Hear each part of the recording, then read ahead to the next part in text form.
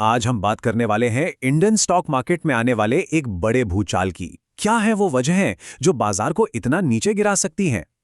चलिए पता लगाते हैं। आगे बढ़ने से पहले एक बहुत ज़रूरी बात। ये सारी जानकारी सिर्फ और सिर्फ एजुकेशनल पर्पस के लिए है। इसे किसी भी तरह की फाइनेंशियल एडवाइस बिल्कुल ना समझे। तो आज सुबह सुबह मार्केट खुलने से पहले ही एक चौंकाने वाला आंकड़ा सामने आ रहा है।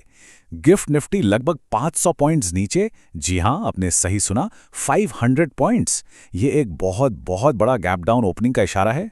तो सवाल ये है कि भाई आखिर ऐसा क्या हो गया रातों रात कि मार्केट इतनी बड़ी गिरावट दिखा रहा है। चलिए एक एक करके इन सभी वजहों की परतें खोलते हैं। इस गिरावट की जो कहानी है ना, वो शुरू होती है दुनिया के बाजारों से, मतलब ग्लोबल फ्रंट से। एक नहीं, दो नहीं, बल्कि तीन तीन बुरी खबरें एक साथ आई हैं। तो ये तीन बड़े ग्लोबल विलेन कौन हैं? पहला, मिडिल ईस्ट से आया तेल का झटका। दूसरा, अमेरिका में बढ़ती हुई महंगाई। और तीसरा, वहां के सेंट्रल बैंक यानी फेडरल रिजर्व का एक डराने वाला बयान। सबसे पहले बात करते हैं तेल की। मिडिल ईस्ट में टेंशन अचानक से बहुत ज्यादा बढ़ गई है। ईरान और कतर में तेल और गैस की जगहों पर कुछ हमले हुए हैं और इसका असर देखिए। जो ब्रेंट क्रूड ऑयल कल $101 पर था, वो रातों रात सीधा $110 पर पहुंच गया। मतलब एक ही रात में 8 से 9% का उछाल। ये बहुत बड़ी बात है। और कहानी यहीं खत्म नहीं हुई। इसके बाद खबर आई अमेरिका से। वहां के जो होलसेल महंगाई के आंकड़े आए, वो उम्मीद से कहीं ज्यादा थे। और जले पर नमक छिड़कने का काम किया वहां के फेडरल रिजर्व के चेयरमैन ने। उन्होंने तेल की बढ़ती कीमतों पर जो चिंता जताई ना, बस उसके बाद तो अमेरिकी बाजारों में जैसे भगदड़ मच गई। सब कुछ लाल निशान में बंद हुआ। अब ग्लोबल मुसीबतें तो थी ही, ऊपर से हमारे अपने घर में भी एक बड़ा तूफान आ गया। और ये तूफान लेकर आया है HDFC बैंक।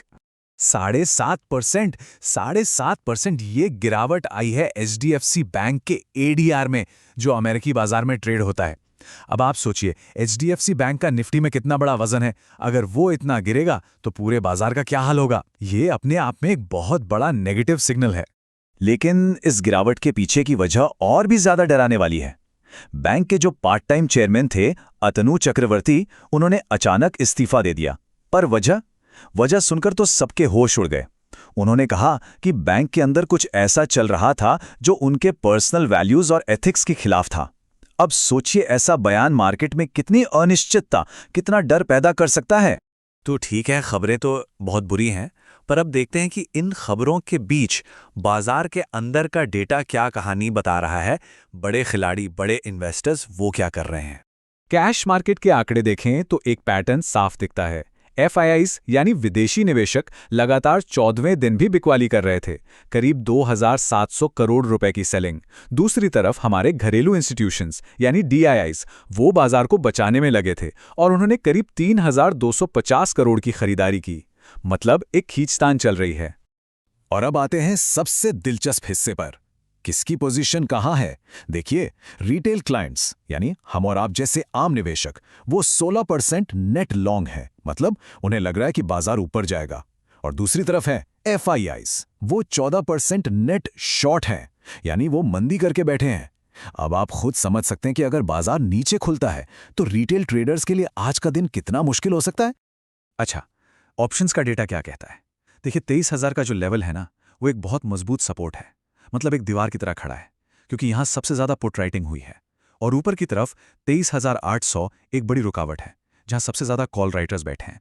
और अब हम आ गए हैं आज की सबसे बड़ी पहेली पर। एक तरफ है बाजार के चार्ट्स जो कुछ और कह रहे थे, और दूसरी तरफ है जमीनी हकीकत जो बिल्कुल उल्टी है।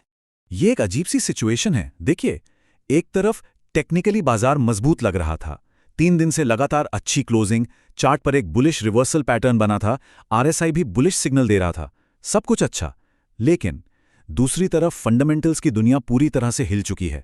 $110 का तेल, अमेरिका की महंगाई, फेड का बयान और सबसे बड़ा झटका, HDFC बैंक की खबर।